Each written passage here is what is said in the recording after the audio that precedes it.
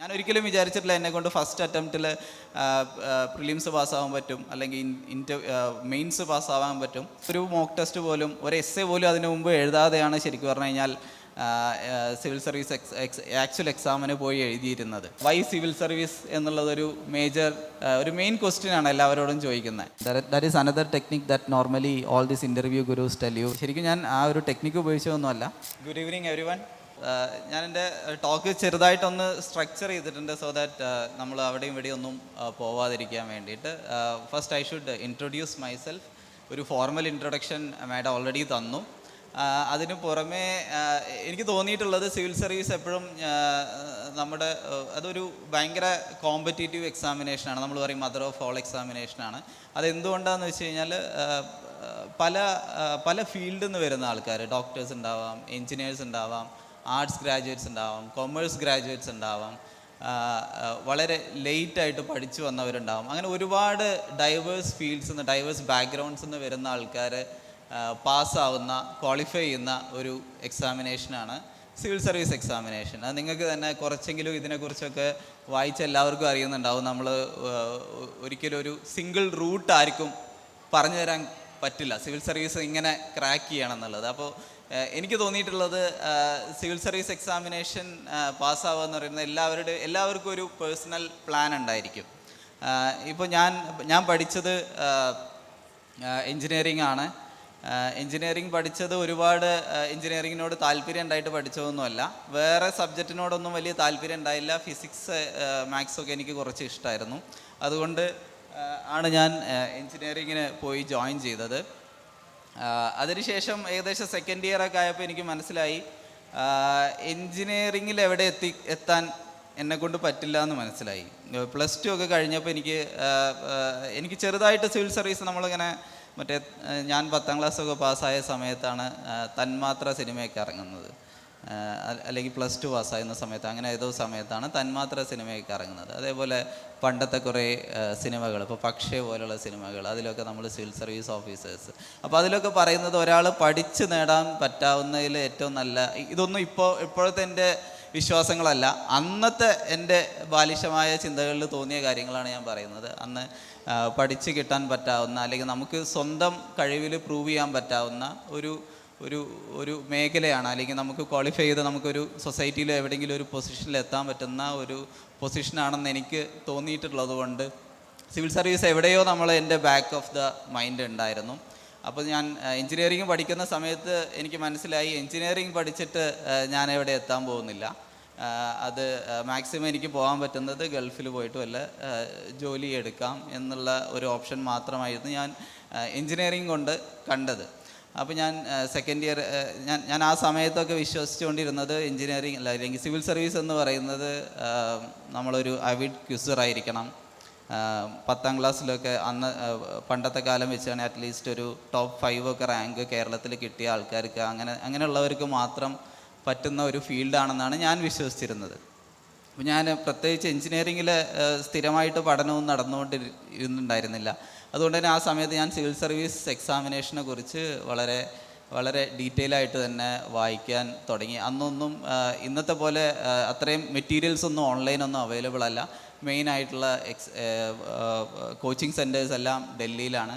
അപ്പോൾ അന്നൊക്കെ എന്നെ സഹായിച്ചത് ഇന്ന് സിവിൽ സർവീസിലിരിക്കുന്ന, IAS-ലിരിക്കുന്ന, IPS-ലിരിക്കുന്ന ഒരുപാട് സിവിൽ സർവൻസ് എഴുതിയ കുറേ ബ്ലോഗുകൾ, വേർഡ് പ്രസ്സിലൊക്കെ അന്ന് ബ്ലോഗുകൾ എഴുതുമായിരുന്നു. അവരുടെ സ്റ്റഡി പ്ലാനൊക്കെ നോക്കിയാണ് ഞാൻ സിവിൽ സർവീസ് പ്രിപ്പറേഷൻ തുടങ്ങിയത്. അപ്പോൾ എനിക്ക് തോന്നിയിട്ടുള്ളത് നമുക്ക് ഒരുപാട് കോച്ചിങ് ഇൻസ്റ്റിറ്റ്യൂഷൻസ് ഉണ്ട്, ഒരുപാട് ഓൺലൈൻ വെബ്സൈറ്റ്സ് ഉണ്ട്, ഇപ്പോൾ അവൈലബിൾ ആണ്. അപ്പോൾ അവരൊക്കെ നമുക്കൊരു പ്ലാൻ തരും.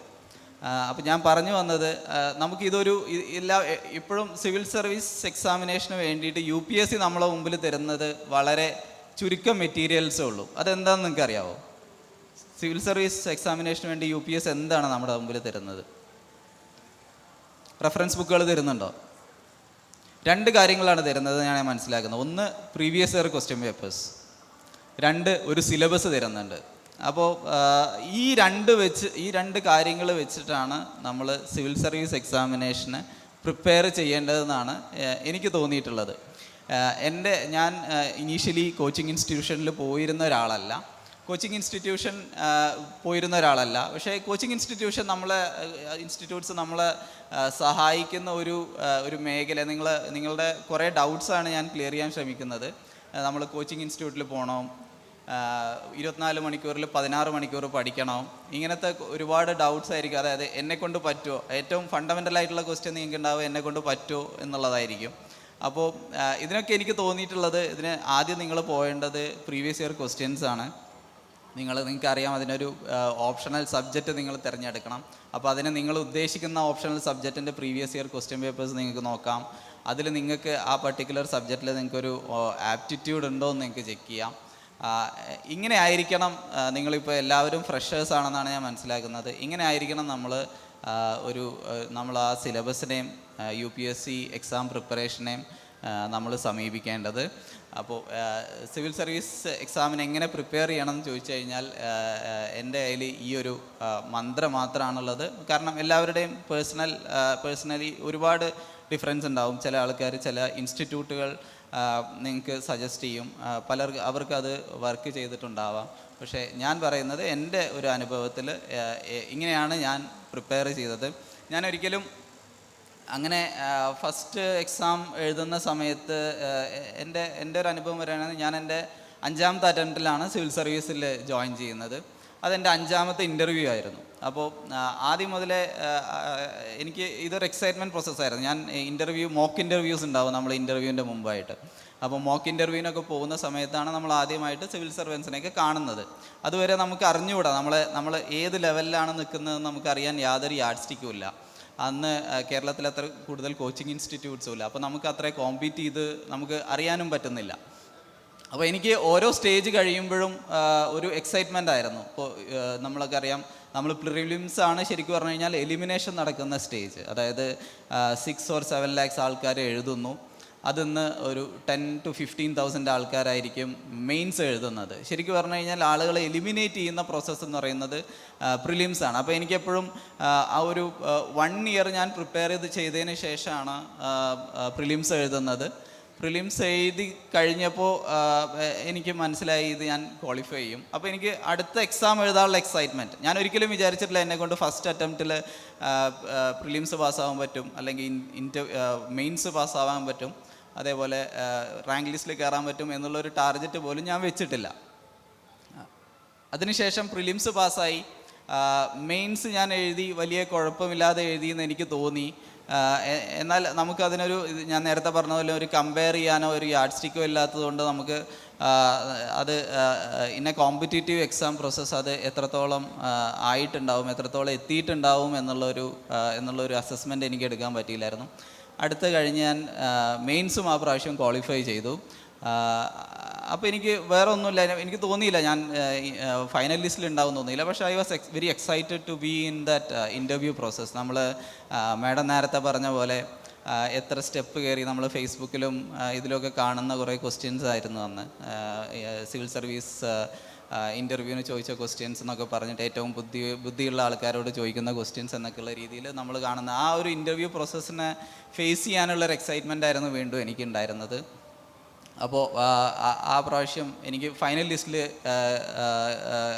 കയറാൻ പറ്റിയില്ല. അന്ന് ഞാൻ ഒരുപാട് മിസ്റ്റേക്സ് ചെയ്തിട്ടുണ്ടായിരുന്നു. കാരണം നിങ്ങൾക്കറിയാം, ഇപ്പോൾ നിങ്ങൾക്ക് എല്ലാവർക്കും അറിയാം, നമ്മൾ സിവിൽ സർവീസ് എക്സാമിന് മെയിൻസ് എഴുതുന്നതിന് മുമ്പ് നിങ്ങൾ അറ്റ്ലീസ്റ്റ് ഒരുപാട് മോക്ക് ടെസ്റ്റുകളൊക്കെ അറ്റൻഡ് ചെയ്യണമെന്ന് നിങ്ങൾക്കറിയാം. ഞാൻ ഒരു മോക്ക് ടെസ്റ്റ് പോലും, ഒരു എസ്സേ പോലും അതിന് മുമ്പ് എഴുതാതെയാണ് ശരിക്കും പറഞ്ഞു കഴിഞ്ഞാൽ സിവിൽ സർവീസ് ആക്ച്വൽ എക്സാമിന് പോയി എഴുതിയിരുന്നത്.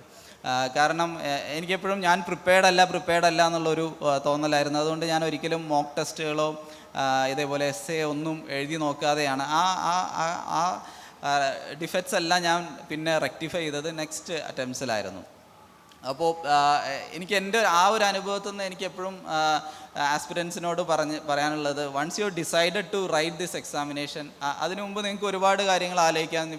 Whether I am ready. ചിലപ്പോൾ ഇതൊരു ലോങ് പ്രോസസ്സ് ആയിരിക്കാം. ചിലപ്പോൾ 1 year നമുക്ക് കിട്ടാം, ചിലപ്പോൾ 2 years നമുക്ക് കിട്ടാം, 3 years നമുക്ക് കിട്ടാം, ചിലപ്പോൾ 4 years കഴിയും. Because it's A very competitive process. അതിന് ഒരുപാട് അൺസർട്ടനിറ്റീസ് ഉള്ള ഒരു എക്സാമിനേഷൻ പ്രോസസ്സാണ്. നമ്മുടെ ചിലപ്പോൾ ഓറിയൻറ്റേഷൻ മാറി എന്നിരിക്കാം. അപ്പോൾ അങ്ങനത്തെ ഒരുപാട് അൺസർട്ടനിറ്റീസ് ഉള്ള ഒരു എക്സാമിനേഷൻ പ്രോസസ്സാണ്. അപ്പോൾ എനിക്ക് നിങ്ങളോട് ഒരു വൺ അഡ്വൈസായിട്ട് പറയാനുള്ളത് എന്താണെന്ന് വെച്ചാൽ, നിങ്ങൾ once you decide to write this exam, പിന്നെ ഒരു തിരിഞ്ഞു നോക്കൽ ഉണ്ടാവരുത്. അതായത് നമ്മളൊരു ഫുൾ ഹാർട്ട് അറ്റംപ്റ്റ് ആയിരിക്കണം, നമ്മളൊരു ഫുൾ ഫ്ലെജ്ഡ് അറ്റംപ്റ്റ് ആയിരിക്കണം നമ്മൾ കൊടുക്കേണ്ടത്. കാരണം നമ്മളതിന് റെഡിയാണോ, അങ്ങനെയുള്ള ഒരു ഫാക്ടേഴ്സും ഇതിൽ ഇമ്പോർട്ടൻ്റ് അല്ല എന്നാണ് എനിക്ക് തോന്നിയിട്ടുള്ളത്. കാരണം എന്നെക്കൊണ്ട് ഇത് ക്ലിയർ ചെയ്യാൻ പറ്റുമെന്നുണ്ടെങ്കിൽ ഇവിടെ ഇരിക്കുന്ന എല്ലാവരെ കൊണ്ടും, അതായത് നമുക്ക് ആ ഒരു കോൺഫിഡൻസ് മാത്രമാണ് ആവശ്യം. നമുക്ക് ആ ഒരു ഇച്ഛാശക്തി, അതായത് ഞാൻ ഈ എക്സാം എഴുതണം, അതല്ലെങ്കിൽ ഈ സിവിൽ സർവീസ് എന്ന മേഖലയിലേക്ക് എനിക്ക് പോകണം, ഈ എക്സാം എഴുതി പാസ്സാവാനുള്ള കഴിവ് എനിക്കുണ്ട്, ഈ രണ്ട് കാര്യങ്ങളും നിങ്ങൾ ഉറപ്പിച്ചു കഴിഞ്ഞാൽ പിന്നെ nothing can stop you from clearing this exam. Obviously നമുക്കതൊരു വളരെ ഒബ്ജക്റ്റീവായിട്ടുള്ളൊരു എക്സാമിനേഷൻ പ്രോസസ്സാണെന്ന് എനിക്ക് തോന്നുന്നില്ല. കാരണം ഒരുപാട് അൺസർട്ടനിറ്റീസ് ഉണ്ട് ഇതിൽ. ഞാൻ പറഞ്ഞ പോലെ പ്രിലിംസ് 10 to 15,000 ആൾക്കാർ മാത്രമേ പാസ്സാവുന്നുള്ളൂ. അതേപോലെ മെയിൻസ് ഉണ്ട്, അത് കഴിഞ്ഞ് പേഴ്സണാലിറ്റി ടെസ്റ്റ് ഉണ്ട്. അപ്പോൾ ഈ ഒരു കടമ്പയിലൊക്കെ നമുക്ക് ചിലപ്പോൾ എല്ലാ കാര്യങ്ങളും, എല്ലാ പേപ്പേഴ്സും, എല്ലാ സ്റ്റേജസും നമ്മുടെ ഒരു വഴിക്ക് വന്നാൽ മാത്രം ക്വാളിഫൈ ചെയ്യുന്ന ഒരു എക്സാമിനേഷനാണ്. അപ്പോൾ അതിൻ്റേതായ ഒരുപാട് അൺസർട്ടനിറ്റീസ് ഉണ്ടാവും. ഒരുപാട് നമുക്കറിയാം, ഇപ്പോൾ ഒരുപാട് നമുക്ക് മെൻ്റലി, സൈക്കോളജിക്കലി, ഫൈനാൻഷ്യലി ഒക്കെ ഒരുപാട് ഇഷ്യൂസ് ചിലപ്പോൾ ഈ എക്സാമിനേഷൻ പ്രോസസ്സിൽ ഉണ്ടാവാം. അപ്പോൾ നമുക്ക് ആ സമയത്തൊക്കെ നമുക്ക് വേണ്ടത് ആ ഒരു പെർസിവറൻസ് ആണ്. നമുക്ക് ഈ എക്സാം ക്ലിയർ ചെയ്യുക എന്നുള്ളൊരു റൈറ്റ് ആറ്റിറ്റ്യൂഡിലായിരിക്കണം നമ്മൾ മുന്നോട്ട് പോവേണ്ടത്. ഇത്രയാണ് എനിക്ക് എക്സാമിനേഷൻ പ്രോസസ്സിനെ കുറിച്ച് പറയാനുള്ളത്. ഇപ്പോൾ നിങ്ങളോട് ഒരു സ്ഥിരം ക്ലീഷേ ചോദ്യമാണ്, നമ്മൾ സോഷ്യൽ മീഡിയയിലൊക്കെ കാണുന്ന ഒരു ക്ലീഷേ ചോദ്യമാണ്, അല്ലെങ്കിൽ ഈ മോക്ക് ഇൻ്റർവ്യൂസൊക്കെ കാണുമ്പോൾ നിങ്ങൾക്ക് എപ്പോഴും അറിയാം, വൈ സിവിൽ സർവീസ് എന്നുള്ളതൊരു മെയിൻ ക്വസ്റ്റ്യനാണ് എല്ലാവരോടും ചോദിക്കുന്നത്. അപ്പോൾ എന്തായിരിക്കും, ഇപ്പോൾ ഞാൻ വൈ സിവിൽ സർവീസ് എന്ന് ചോദിച്ചു കഴിഞ്ഞാൽ can some of you tell me what are the reasons for you to be in civil service? Is it because of the social pressure, or നമ്മൾ കിങ് സിനിമയിൽ ജോസഫ് അലക്സാണ്ടറിനെ പോലെ ഒരു കളക്ടർ ആവണമെന്ന് വിചാരിച്ചിട്ടാണോ, അതോ പാരൻസിൻ്റെ പ്രഷറിലാണോ? എന്താണ് നിങ്ങളെ മോട്ടിവേറ്റ് ചെയ്യുന്നത് ശരിക്കും പറഞ്ഞാൽ സിവിൽ സർവീസ് എക്സാമിനേഷൻ? ഞാനൊരു BPT സ്റ്റുഡൻ്റാണ്, ഫിസിയോതെറാപ്പി സ്റ്റുഡൻ്റാണ്. അപ്പം ഞാൻ ആദ്യം ഇൻസ്പയർ ആവുന്നതെന്ന് പറഞ്ഞാൽ ഇതിൻ്റെ പവർ കണ്ടിട്ടാണ്. ഓക്കെ, നല്ലൊരു പവർ കിട്ടും, നല്ല പൊസിഷൻ കിട്ടും. പക്ഷേ BPT ഫിസിയോതെറാപ്പി എടുത്ത ശേഷമാണ് എന്താണ് സർവീസ്, എന്താണ് ഇതെന്ന് മനസ്സിലായി തുടങ്ങിയത്. അപ്പോൾ മനസ്സിലായി, നമ്മളൊരു ഡോക്ടർ അല്ലെങ്കിൽ ഒരു ഫിസിയോതെറാപ്പിസ്റ്റ് ആകുമ്പോൾ കുറച്ച് പേരെ നമുക്ക് സർവ് ചെയ്യാൻ പറ്റും. ഇതൊരു വലിയൊരു ജനങ്ങളെ സർവ് ചെയ്യാൻ പറ്റിയൊരു ഓപ്പർച്യൂണിറ്റി ആയിട്ട് ഞാൻ കാണാം. അപ്പോൾ നമുക്കൊരു ഡ്രാസ്റ്റിക്കായിട്ട് ചേഞ്ചസ് ഉണ്ടാകാൻ പറ്റും. നമ്മളെ സൊസൈറ്റിയിൽ ലോസ് ആയാലും എന്തെങ്കിലും പോളിസീസ് ഉണ്ടാക്കുന്നതിലായാലും ഒരു വലിയൊരു ചേഞ്ച് ഉണ്ടാക്കാൻ പറ്റും. അത് മറ്റ് പ്രൊഫഷണൽ ഞാൻ കണ്ടിട്ടില്ല. അതുകൊണ്ടാണ് ഞാൻ ഇതിൽ കുറച്ചുകൂടെ ഒരു ഇൻസ്പയർഡ് ആവാൻ പ്രാധാന്യം കൊടുക്കും. Thank you. അത് വളരെ ആപ്റ്റായിട്ടുള്ളൊരു ഉത്തരമാണ്. കാരണം ഇനീഷ്യലി നമ്മൾ വിചാരിക്കും ഭയങ്കര സോഷ്യൽ പ്രസ്റ്റീജാണ്, പിന്നെ നമുക്ക് ഒരുപാട് പവർ കിട്ടും, നമ്മൾ വിചാരിക്കുന്ന കാര്യങ്ങൾ നമ്മൾ എന്തെങ്കിലും ഒന്ന് വിചാരിച്ചു കഴിഞ്ഞാൽ, ഡിസൈഡ് ചെയ്ത് കഴിഞ്ഞാൽ അപ്പോൾ തന്നെ അതിനുള്ള ഡിസിഷൻ ഉണ്ടാവും, നമുക്ക് ഉടൻ തന്നെ സൊസൈറ്റിയൊക്കെ മാറ്റിക്കളയാം എന്നൊക്കെ വിചാരിക്കും. പക്ഷേ അതൊന്നുമല്ല. നമ്മൾ ഗവൺമെൻറ് സർവീസ്, സിവിൽ സർവീസ് എന്ന് പറഞ്ഞു കഴിഞ്ഞാൽ അത് ഒരു സെപ്പറേറ്റ് ചലഞ്ച് തന്നെയാണ്. കാരണം government is government four A reason. Government ഒരു പ്രൈവറ്റ് ബോഡി അല്ല. അതായത് നമുക്കൊരു കാര്യം ഇപ്പോൾ ചെയ്യണമെന്ന് വിചാരിച്ചു കഴിഞ്ഞാൽ, ഇപ്പോൾ നമുക്ക് ഇവിടെ ഒരു ബിൽഡിംഗ് കെട്ടണമെന്ന് വിചാരിച്ചു കഴിഞ്ഞാൽ നമുക്കത് ചാടി കയറി ആ ബിൽഡിംഗ് കെട്ടാൻ പറ്റില്ല. നമുക്ക് കോർപ്പറേറ്റ് ഒരു പ്രൈവറ്റ് ബോഡി ആണെന്നുണ്ടെങ്കിൽ നമുക്ക് ആ കാശുണ്ടോയെന്ന് മാത്രം നോക്കിയാൽ മതി. നമ്മളൊരു ഗവൺമെൻറ് ടേംസിൽ നോക്കുകയാണെന്നുണ്ടെങ്കിൽ ആ ഗവൺമെൻറ് ഒരു ബിൽഡിംഗ് കെട്ടുകയാണെങ്കിൽ അത് എല്ലാ കോൺട്രാക്ടർമാർക്കും ഈക്വലായിട്ടുള്ള റെപ്രസെൻറ്റേഷൻ കൊടുക്കണം, എല്ലാവരെയും അറിയിച്ചിട്ടേ നമ്മളത് ചെയ്യാൻ പാടുള്ളൂ, കറക്റ്റ് റൂൾ ഫോളോ ചെയ്യണം, എല്ലാവർക്കും ഒരു ഫെയർ പ്രോസസ്സ് വേണം, പിന്നെ ഈ റിസോഴ്സ് വെച്ചിട്ട് ഇത് തന്നെയാണോ വേണ്ടതെന്ന് നമ്മൾ തീരുമാനിക്കണം. അങ്ങനെ ഒരുപാട് കാര്യങ്ങളുണ്ട്. അപ്പോൾ ആ ഒരു സിസ്റ്റത്തിൽ വർക്ക് ചെയ്യാനും അത് വെച്ച് നമ്മുടെ സിസ്റ്റത്തിൽ നമ്മൾ സിറ്റിസൺസിന് സർവീസ് കൊടുക്കാനൊക്കെ ഉള്ള ഒരു ഓപ്പർച്യൂണിറ്റി ആയിട്ടായിരിക്കണം നമ്മൾ സിവിൽ സർവീസിനെ കാണേണ്ടത്. പിന്നെ of course as A person നമുക്ക് ഒരുപാട് എക്സ്പോഷർ തരുന്ന ഒരു മേഖലയാണ് സിവിൽ സർവീസ്. ഇപ്പോൾ നമുക്ക് പറയുകയാണെന്നുണ്ടെങ്കിൽ ഇപ്പോൾ മാഡത്തിൻ്റെ ട്രെയിനിങ് കാലഘട്ടത്തെക്കുറിച്ചൊക്കെ പറയുന്നുണ്ട്.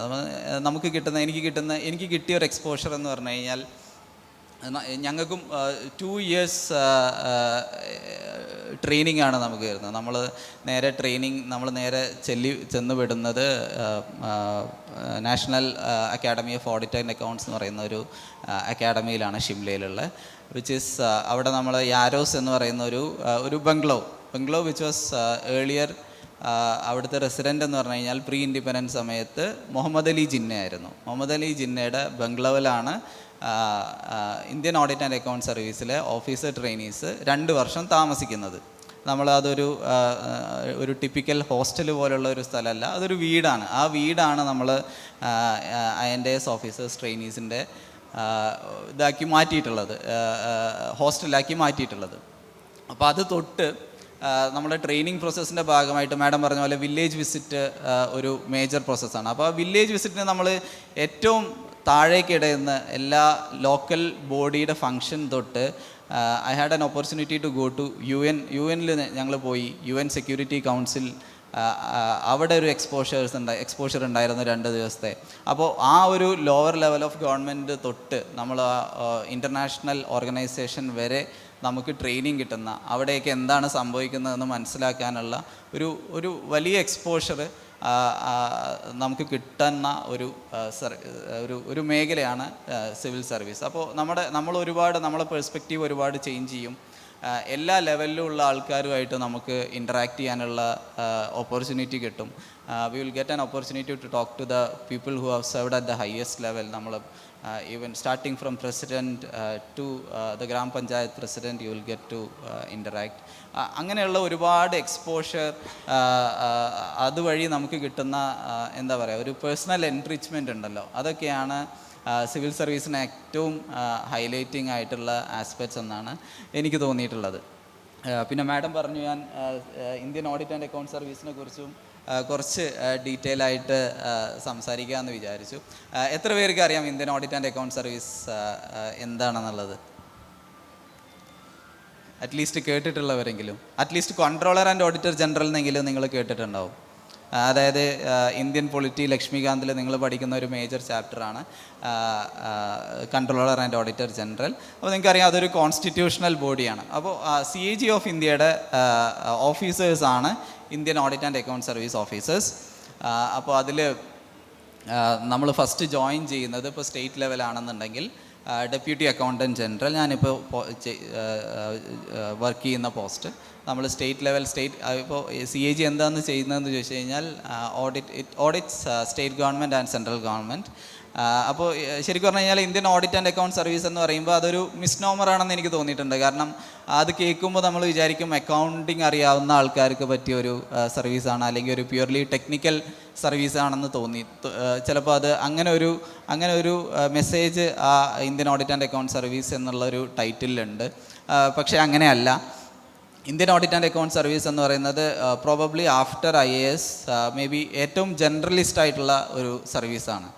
ഞാനത് പറയാൻ കാരണം ഒട്ടും ടെക്നിക്കലല്ല ഈ ഇന്ത്യൻ ഓഡിറ്റ് ആൻഡ് അക്കൗണ്ട് സർവീസിലെ ജോബ് എന്ന് പറയുന്നത്. നമ്മൾ ചെയ്യുന്നത് സ്റ്റേറ്റ് ഗവൺമെൻറ് സെൻട്രൽ ഗവൺമെൻറ്റിനെയും ഓഡിറ്റ് ചെയ്യാന്ന് പറഞ്ഞാൽ അക്കൗണ്ട്സ് ഓഡിറ്റ് ചെയ്യല്ല നമ്മൾ ചെയ്യുന്നത്.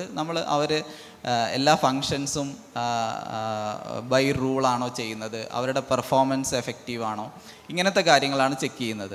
അപ്പോൾ ഇന്ത്യൻ ഓഡിറ്റ് ആൻഡ് അക്കൗണ്ട് സർവീസിൽ നമ്മൾ പോയി കഴിഞ്ഞാൽ അവിടെ നമുക്ക് ഒരു എന്താ പറയുക, ഒരു ഗവൺമെൻറ്റിൻ്റെ ഒരു ഹോൾ വ്യൂ കിട്ടാൻ ഏറ്റവും നല്ല ഡിപ്പാർട്ട്മെൻറ്റ് ഏറ്റവും നല്ല സർവീസാണെന്നാണ് എനിക്ക് തോന്നിയിട്ടുള്ളത്. കാരണം ഇപ്പോൾ എൻ്റെ ഫസ്റ്റ് പോസ്റ്റിങ്ങിൽ ഞാൻ ഡീൽ ചെയ്യുന്നത് almost 10-15 departments of Kerala, starting from home department, health, education, അതേപോലെ യൂണിവേഴ്സിറ്റീസ്, വാട്ടർ റിസോഴ്സ് ഡിപ്പാർട്ട്മെൻറ്റ്, ഈ ഡിപ്പാർട്ട്മെൻറ്റ്സിൻ്റെ എല്ലാം ഓഡിറ്റ് എൻ്റെ ടീംസാണ് ചെയ്യുന്നത്. അതായത് സ്റ്റേറ്റ് ഗവൺമെൻറ് ഓഡിറ്റ്, അത് നമ്മുടെ റിപ്പോർട്ട്സ് നമ്മൾ ലെജിസ്ലേച്ചറിന് കൊടുക്കും. ആ legislature then questions the executive, the government on the basis of our report. ഇതാണ് നമ്മൾ ചെയ്യുന്ന വർക്ക്. അപ്പോൾ അതിൽ വേറൊരു ഹൈലൈറ്റ് എന്ന് പറഞ്ഞു കഴിഞ്ഞാൽ ഇന്ത്യൻ ഓഡിറ്റ് ആൻഡ് അക്കൗണ്ട് സർവീസിലുള്ളവർ പോസ്റ്റ് ചെയ്യുന്നത്, I told you I'm right now posted in this state government audit site. അതിൽ നമുക്ക് യൂണിയൻ ഗവൺമെൻറ് ഓഡിറ്റ് സൈറ്റിൽ പോവാം, അതേപോലെ ഡിഫൻസ് എസ്റ്റാബ്ലിഷ്മെൻറ്റ്സിൽ പോവാം, UN organizations പോവാം. Because CAG of India happens to be the auditor of a lot of international organizations. അപ്പം നമുക്ക് UN, WHO പോലുള്ള ഓർഗനൈസേഷൻസിന് ഓഡിറ്റ് ചെയ്യാൻ പോവാം. We also have officers outside the country. അപ്പോൾ എനിക്ക് തോന്നുന്നു IFS കഴിഞ്ഞു കഴിഞ്ഞാൽ ഫോറിൻ പോസ്റ്റിങ്സിന് ഏറ്റവും കൂടുതൽ ഓപ്പർച്യൂണിറ്റി ഉള്ള service Indian audit and account സർവീസാണ്. അപ്പോൾ അങ്ങനെയൊക്കെ ആ ഒരു രീതിയിലൊക്കെ ആസ്പിറേഷൻസ് ഉള്ളവർക്ക് വളരെയധികം ഫുൾഫില്ലിംഗ് ആയിട്ടുള്ള ഒരു കരിയർ ആയിരിക്കും ഇന്ത്യൻ ഓഡിറ്റ് ആൻഡ് അക്കൗണ്ട് സർവീസിൽ ഉണ്ടായിരിക്കുക. അതുപോലെ നിങ്ങൾക്കറിയാം CAG of India ഒരു കോൺസ്റ്റിറ്റ്യൂഷണൽ ബോഡി ആവുന്നത് അതിൻ്റെ ഇൻഡിപെൻഡൻസിന് വേണ്ടിയിട്ടാണ്. അതായത് നമുക്കൊരു മിനിസ്റ്റർ ഇല്ല. I'm not saying that മിനിസ്റ്റേഴ്സിൻ്റെ കൂടെ വർക്ക് ചെയ്യുന്നത് ശരിയല്ല എന്നുള്ളതല്ല.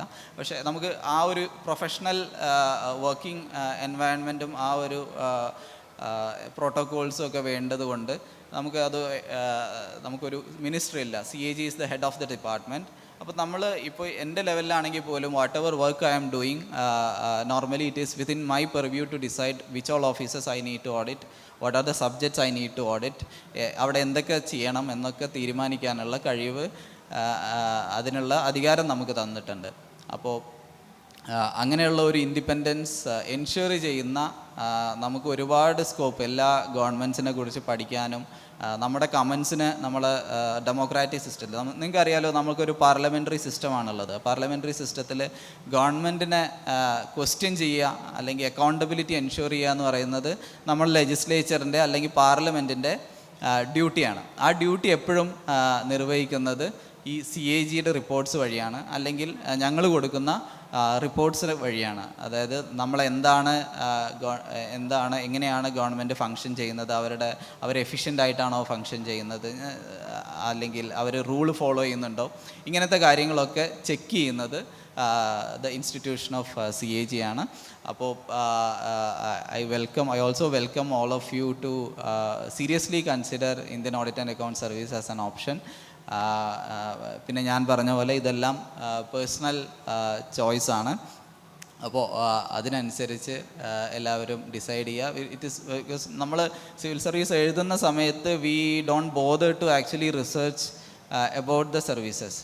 അത് എനിക്കും പറ്റിയിട്ടുള്ളതാണ്. കാരണം പലപ്പോഴും നമ്മൾ സിവിൽ സർവീസ് കയറിയതിന് ശേഷം അല്ലെങ്കിൽ even after getting results only will start researching about the services. അങ്ങനെയല്ല, നിങ്ങൾ സിവിൽ സർവീസ് മെയിൻസ് എക്സാം സ്റ്റേജിലാണ് സർവീസ് ഓപ്ഷൻ കൊടുക്കേണ്ടതെന്നാണ് എനിക്ക് മനസ്സിലാകുന്നത്. ഇപ്പോൾ ഈ വർഷം മുതൽ പ്രിലിംസ് സ്റ്റേജിൽ തന്നെ ആയെന്ന് തോന്നുന്നു. അപ്പോൾ അതിന് മുമ്പ് തന്നെ you should have an idea, because നിങ്ങൾ റാങ്ക് കിട്ടിക്കഴിഞ്ഞാൽ ultimately where you will end up will depend on the options that you put in your application form. So it is very important that you understand all the services before you fill up your application. Don't go by the crowd, whatever the crowd is opting for. നിങ്ങൾക്ക് എന്താണ് വേണ്ടതെന്നുള്ളത് you should have a proper idea. If I tell ഇപ്പോൾ എൻ്റെ understanding about the services, about how I would have chosen my service preferences have dramatically changed after I got into civil services. എനിക്ക് ശരിക്കും പറഞ്ഞു കഴിഞ്ഞാൽ എൻ്റെ ഒരു story പറയുകയാണെന്നുണ്ടെങ്കിൽ എൻ്റെ റാങ്കിന് അന്ന് 2019 UPSC civil service examination ആണ്.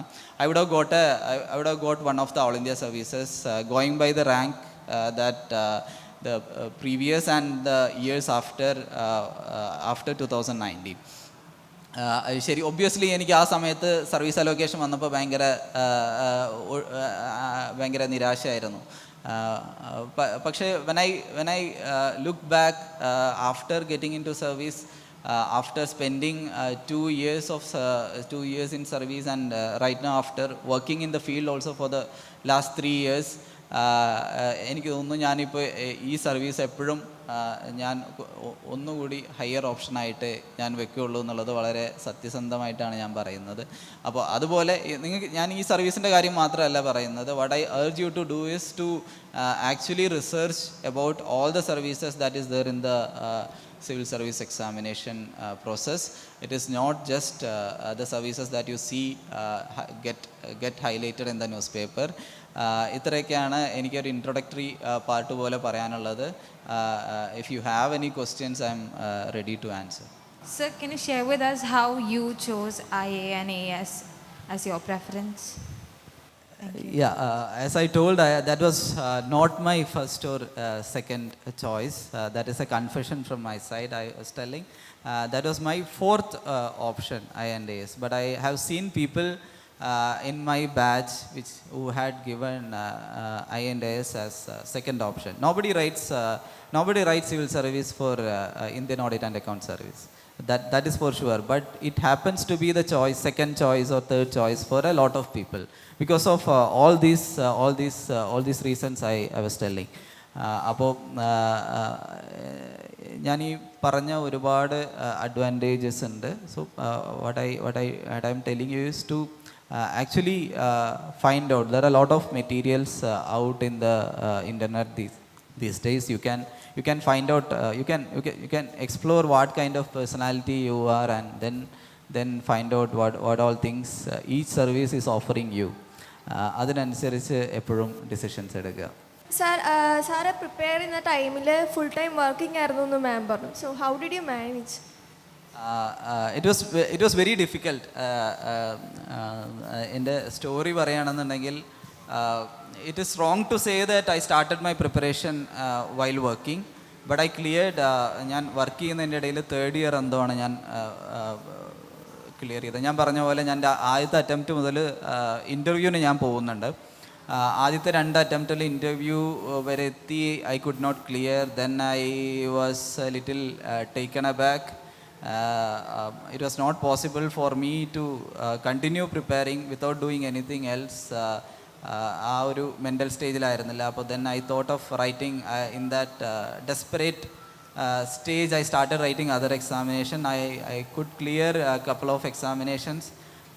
ഈ SBI probationary officer and then NABARD assistant manager that I could clear. അപ്പോൾ ഞാൻ നബാർഡ് അസിസ്റ്റൻറ്റ് മാനേജർ ആ ജോലിയിൽ കയറി. അവിടെ കയറിയപ്പോഴും വൺസ് യു ഫിക്സഡ് സംതിങ്, ഒരു സിവിൽ സർവീസ് പോലുള്ളൊരു എക്സാമിനേഷന് വേണ്ടി നമ്മൾ പ്രിപ്പയർ ചെയ്ത് അതിൻ്റെ ഒരു അവസാന സ്റ്റേജ് വരെ എത്തിക്കഴിഞ്ഞാൽ then you can never be satisfied with any other job. It is not because the other job was not that good. It was actually paying me more than twice of what I was earning after getting into civil service. At least twice of what I was earning there. ഇപ്പോൾ നോക്കുകയാണെന്നുണ്ടെങ്കിൽ ഇപ്പോഴത്തെ ഇപ്പോഴത്തെ എൻ്റെ സാലറിയേക്കാൾ എൻ്റെ colleagues there are earning more than that. Coming to your question, it was very difficult and I was almost regretting every day after I got there. Almost every day I was regretting of going there and doing that job. Because I was not finding time. Then I understood that it's a very invaluable resource. It was very difficult in the sense എല്ലാവർക്കും ബാക്കി prepare ചെയ്യുന്ന 90% ആൾക്കാർക്കും when they have 24 hours at their disposal, I will have around 12 hours cut from my disposal. ബാക്കി 12 hours വെച്ചിട്ട് വേണം ഇത് manage ചെയ്യാൻ. അപ്പോൾ എനിക്കൊരു സ്ട്രോങ് ഫൗണ്ടേഷൻ ഉണ്ടായിരുന്നു. So without that I don't think I would have been able to manage that. ഞാൻ ആ ഒരു സ്റ്റേജ് വരെ എത്തിയത് കൊണ്ട് അതിനുശേഷം എനിക്ക് ചെറിയ കാര്യങ്ങളായിരുന്നു ചെയ്യാനുണ്ടായിരുന്നത്. But obviously before 1 month 2 months of examination we need that 100% energy into this. So time മാനേജ്മെൻറ്റിനെ കുറിച്ചാണ് സ്പെസിഫിക് ആയിട്ട് ചോദിച്ചതെന്നുണ്ടെങ്കിൽ ടൈം ഞാൻ രാവിലെ 5 മണിക്ക് എണീക്കും. അറ്റ്ലീസ്റ്റ് 8 o'clock ഓഫീസിൽ ഇറങ്ങുന്നതിന് മുമ്പ് at least 1 session of preparation I will complete. Office കയറിയതിന് ശേഷം ബാക്കി സോഷ്യലൈസിങ്ങിനൊന്നും പോവാതെ എൻ്റെ സീറ്റിലിരുന്ന് എൻ്റെ പണി തീർത്തതിന് ശേഷം ഒരു 1 o'clock ആകുമ്പോൾ എങ്ങനെയെങ്കിലും വല്ല പത്രമോ അങ്ങനെ എന്തെങ്കിലുമൊക്കെ അവിടെ നിന്ന് തന്നെ ക്ലിയർ ചെയ്യാൻ നോക്കും. ഒരു 1 hour I somehow managed to get from office also. After office again 6-7 or something I will reach back. I'll try to pull off some 2.5 hours after reaching back from office. അങ്ങനെയായിരുന്നു നമ്മളത് manage ചെയ്തുകൊണ്ടിരുന്നത്. It was very difficult, but it is quite possible. And not just me, one batchmate and colleague who joined with me, we both cleared in the consecutive years. So it is quite possible. Those of you are thinking whether I'll be able to manage with the job, it is manageable, but all these constraints will be there. But what would I recommend is that before going for a job, at least put in one year of preparation to it, so that you will have a strong foundation. You won't have to go to all this thick textbook for building your foundation. Foundation build ചെയ്തതിന് ശേഷം, I think even if you are working, you will be able to manage. At least that psychological pressure of being financially independent will not be there. Thank you. Sir നേരത്തെ mention ചെയ്തിരുന്നു sir 5th അറ്റംപ്റ്റിലാണ് civil service clear ചെയ്തത്. അപ്പം sir ഈ ബാക്കിയുള്ള അറ്റംപ്റ്റ്സിലെല്ലാം common ആയിട്ട് വരുത്തിയൊരു mistake ഉണ്ടോ സാറിന്? ഞാൻ പറഞ്ഞില്ലേ, ഞാൻ അങ്ങനെ ഒരു കോമൺ മിസ്റ്റേക്ക് ഇല്ല. അതാണ് സിവിൽ സർവീസ് എക്സാമിനേഷൻ്റെ ഒരു പ്രശ്നം. I started with good marks in general studies. I ended up with good marks in public administration. So അതൊരു പല സമയത്ത് നമുക്ക് എല്ലാ ഫാക്ടേഴ്സും നിങ്ങൾക്കറിയാവുന്നതാണോ. ജനറൽ സ്റ്റഡീസ് ഉണ്ട്, ജനറൽ സ്റ്റഡീസിൽ തന്നെ GS1 ഉണ്ട്, GS2 ഉണ്ട്, GS3 ഉണ്ട്, GS4 ഉണ്ട്. Then essay is there. Then there are 2 optional papers are there. അപ്പോൾ ഏത് വർഷമാണ് എന്താണ് ക്ലിക്ക് ആവുന്നത് നമുക്ക് പറയാൻ പറ്റില്ല. Sometimes some years some optional papers will fare very badly in the examination.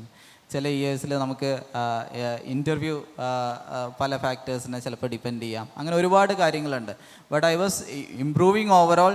എന്നാൽ when I say that I was, എൻ്റെ ക്ലിയർ ചെയ്ത വർഷമായിരുന്നില്ല that I had put the maximum efforts. May be my second attempt I had put the maximum effort. As I told, I was not having enough time in my last 2-3 attempts. So ഒരിക്കലും അങ്ങനെ ഒരുപാട് തെറ്റുകൾ വരുത്തി എന്ന് എനിക്ക് തോന്നുന്നില്ല. പക്ഷേ I think ഇൻ്റർവ്യൂവിലൊക്കെ ഒരുപാട് ചേഞ്ചസ് ഞാൻ ലാസ്റ്റ് 2 attemptsൽ നടത്തിയായിരുന്നു. For example, I was always being conservative during the interview before the interview panel. എന്ന് വെച്ച് കഴിഞ്ഞാൽ അവരെന്തെങ്കിലും ചോദ്യം ചോദിച്ചു കഴിഞ്ഞാൽ എങ്ങനെയെങ്കിലും ഡിപ്ലോമാറ്റിക്കായിട്ട് ആൻസർ പറയാനൊക്കെ ശ്രമിക്കുമായിരുന്നു. ഇപ്പോൾ ഞാൻ എപ്പോഴും കോട്ട് ചെയ്യുന്ന ഒരു എക്സാമ്പിളാണ്. ഇപ്പോൾ എന്നോട് ലാസ്റ്റ് ഇൻ്റർവ്യൂവിന് എന്നോട് ചോദിച്ചു, who is your favourite freedom fighter എന്ന് ചോദിച്ചു. വളരെ സിമ്പിൾ ക്വസ്റ്റ്യൻ അല്ലേ, വളരെ സിമ്പിളായിട്ടുള്ള ക്വസ്റ്റ്യനാണ്. അപ്പോൾ then I pause for a second. That is another technique that normally all these interview gurus tell you. When a question is posed to you, take some time to answer, so that they will also understand that we are taking that question seriously and then answering. അപ്പോൾ ശരിക്കും ഞാൻ ആ ഒരു technique ഉപയോഗിച്ചതൊന്നുമല്ല. 10 seconds ഞാനൊന്ന് ആലോചിച്ചിട്ട് എനിക്ക് പെട്ടെന്നൊരു we never expect such A simple question in A tough interview. അപ്പോൾ ഞാൻ ഒന്ന് ആലോചിച്ചിട്ട് പറഞ്ഞു, എനിക്ക് കുറച്ച് ടൈം വേണമെന്ന് പറഞ്ഞു. അല്ല, എനിക്ക് ഒന്നിൽ കൂടുതൽ ആൾക്കാരുണ്ടെന്ന് പറഞ്ഞു. അപ്പോൾ they were very strict about it. You will have to tell one name and you will have to choose it എന്ന് പറഞ്ഞു. അപ്പോൾ എനിക്ക് അപ്പോൾ ഞാൻ ആലോചിച്ചിട്ട് പറഞ്ഞു, if I have to choose one then BR Ambedkar എന്ന് പറഞ്ഞു. എനിക്ക് തോന്നുന്നു അത് ഞാൻ പറഞ്ഞതുപോലെ ഞാൻ എന്താണ് ചേഞ്ച് ചെയ്തതെന്ന് വരുത്തി കഴിഞ്ഞാൽ, I stopped being very conservative and playing very safe. വളരെ സേഫായിട്ട് നമുക്ക് പറയാവുന്ന ഉത്തരമായിരുന്നു മഹാത്മാഗാന്ധി അല്ലെങ്കിൽ ജവഹർലാൽ നെഹ്റു എന്ന് പറഞ്ഞു കഴിഞ്ഞാൽ. Ambedkar can be controversial. Then they asked, I know that follow-up question will come, why Ambedkar എന്നുള്ള ചോദ്യം വരും. Then I had an answer. അപ്പോൾ ആ ആൻസർ എനിക്ക് തോന്നുന്നു ആ പ്രാവശ്യമായിരുന്നു എനിക്ക് ഇൻ്റർവ്യൂവിൽ, അത്രയും കാലം എനിക്ക് ഇൻ്റർവ്യൂവിൽ കിട്ടിയാൽ ഏറ്റവും കൂടുതൽ മാർക്ക് കിട്ടിയത് ആ വർഷമാണ്. എനിക്ക് തോന്നുന്നു ആ ആൻസർ എന്നെ എപ്പോഴും ബെനിഫിറ്റ് ചെയ്തെന്ന് തോന്നുന്നു. അത് ആ ഒരു ചേഞ്ച് ഓഫ് ആറ്റിറ്റ്യൂഡ് കാരണമായിരുന്നു എന്ന് എനിക്ക് തോന്നിയിട്ടുണ്ട്. When I go for taking mock interviews now in coaching institutions, I always tell them that this is one thing that you need to keep in mind when you go to the actual interview. അപ്പോൾ അങ്ങനത്തെ കുറച്ച് changes വരുത്തി. Then as I told initially, ഞാൻ ഇതേപോലത്തെ mock ടെസ്റ്റുകളൊന്നും എഴുതൂലായിരുന്നു. അതെല്ലാം ഞാൻ കുറച്ച് ലാസ്റ്റൊക്കെ ആയപ്പോൾ അങ്ങനത്തെ കാര്യങ്ങളിലൊക്കെയാണ് കുറച്ചുകൂടി ഫോക്കസ് ചെയ്തത്.